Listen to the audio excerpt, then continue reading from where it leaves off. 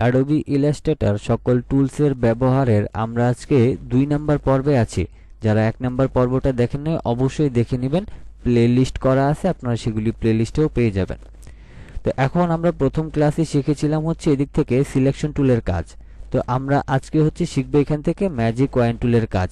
আমরা অনেকেই কিন্তু এই ম্যাজিক কয়েন টুলের কাজটা জানি না যে আসলে এটা কোন কাজে ব্যবহার করে বা কিভাবে ব্যবহার করে। তো প্রথমত হচ্ছে আমাদের এই ম্যাজিক কয়েন টুলের কাজটা শেখার জন্য আমাদের এদিক থেকে কিছু শেপ নিতে হবে। নরমালি হচ্ছে আমি এখান থেকে একটা শেপ নিলাম, তারপর আমি এখানে একটাকে কপি করে জাস্ট আমি একাধিক কিছু শেপ নিয়ে নিলাম। এবার এখান থেকে ধরুন আমরা এখান থেকে কিছু স্টার নিয়ে নিচ্ছি, তারপর এখান থেকে আমি ইলিপস টুলের একটা শেপ নিলাম, তারপর এখান থেকে হচ্ছে আমি এরকম রাউন্ড একটা সার্কেল নিলাম। এবার এখানে আমরা কিছু কালার পরিবর্তন করে দিই, তাইলে আমরা বিষয়গুলি সহজে বুঝতে পারবো। এবং এখানে আমি এটাকে রেড কালার দিচ্ছি, এটাকে ইয়েলো কালার দিলাম এবং এটা এই কালারই থাকবে। তো এখন দেখেন ম্যাজিক কয়েন টুলের কাজটা ঠিক কি রকম। দেখেন এখানে হচ্ছে আমাদের এই যে এখানে যে কালারগুলি আছে এখানে কিন্তু এক একটা এক এক দিকে আছে। তো নরমালি আমরা যদি এইভাবে করে সিলেক্ট করি তাহলে কিন্তু সবগুলি আমাদের সিলেক্ট হয়ে যাবে। অথবা আমরা এখান থেকে যদি আলাদা আলাদাভাবে এগুলি সিলেক্ট করতে চাই তাহলে প্রথমটাকে ক্লিক করে তারপর শিফট ধরে তারপর এগুলিকে এইভাবে সিলেক্ট করতে হবে এবং এইভাবে সিলেক্ট করতে হবে।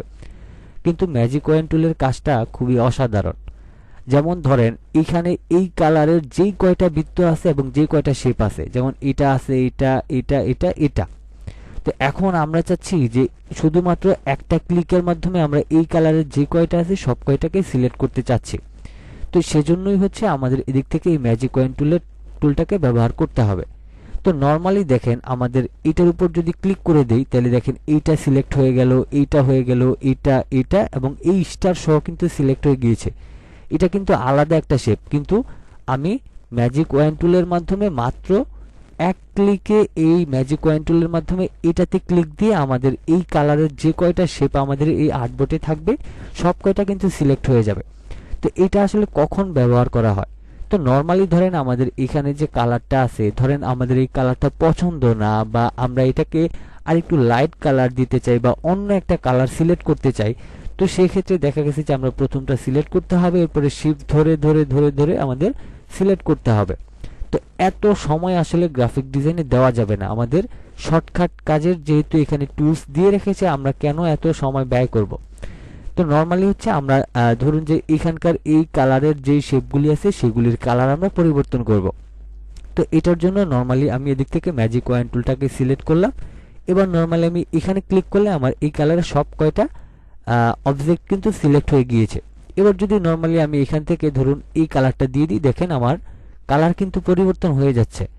তার মানে আমরা এক ক্লিকের মাধ্যমে কিন্তু সব কালারগুলিকে পরিবর্তন করে ফেললাম।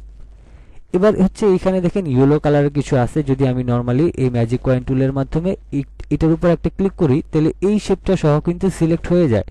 আমি কিন্তু এখানে মাত্র ক্লিক দিয়েছিলাম, এটাও সিলেক্ট হয়ে গিয়েছে এবং এটাও কিন্তু সিলেক্ট হয়ে গিয়েছে।